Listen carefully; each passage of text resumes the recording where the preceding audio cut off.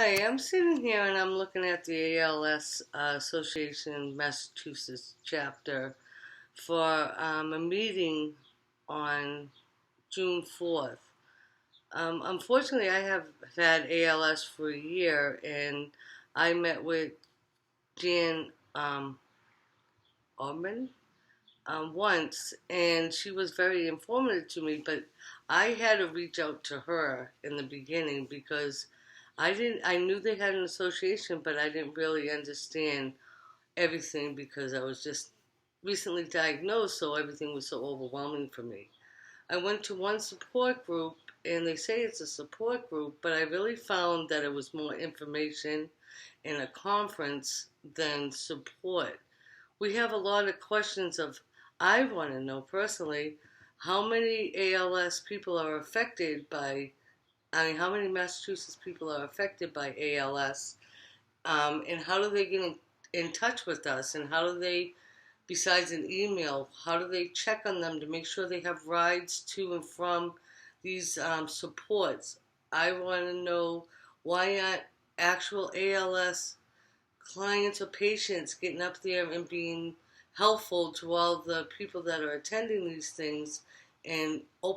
have an open floor plan instead of a very structured plan, so they give us the ability to ask some serious questions that we might not be able to find out on our own, or what we might be going through and what tools will work for us that might not work for us. I love all the information that I'm finding out from PTs and OTs and speech therapists. I find that out every 3 months in my clinic, but in 3 months is a long time with ALS. You can decline pretty quickly if you have the fast moving one, or you could go very slowly, like myself. They say I have the slow moving one, that I'm not quite there yet, that I need a respite, or I'm not quite there yet that I need OTPT because I already have one that comes into my house that helps me. So to get me to come to these meetings, I really feel that we have to be on the forefront of us patients and what we're feeling and what we're going through and the struggles of every day, every week. And the last couple of ones I've saw, no speaker is an ALS patient that I have seen.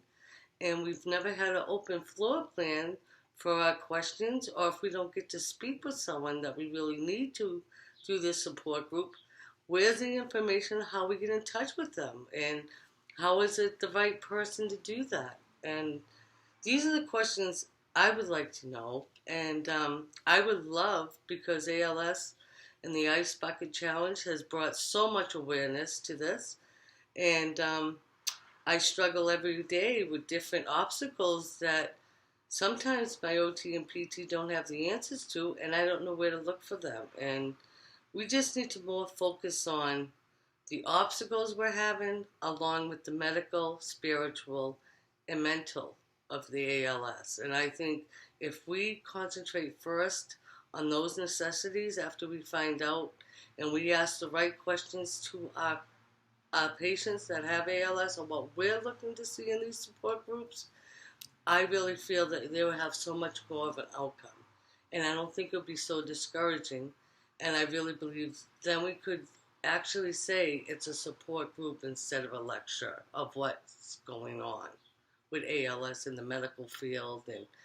the researches, and that's all beautiful, and that's everything we want to know, but that doesn't help us in our everyday struggle to overcome obstacles when we only go to the ALS clinic once every 3 months.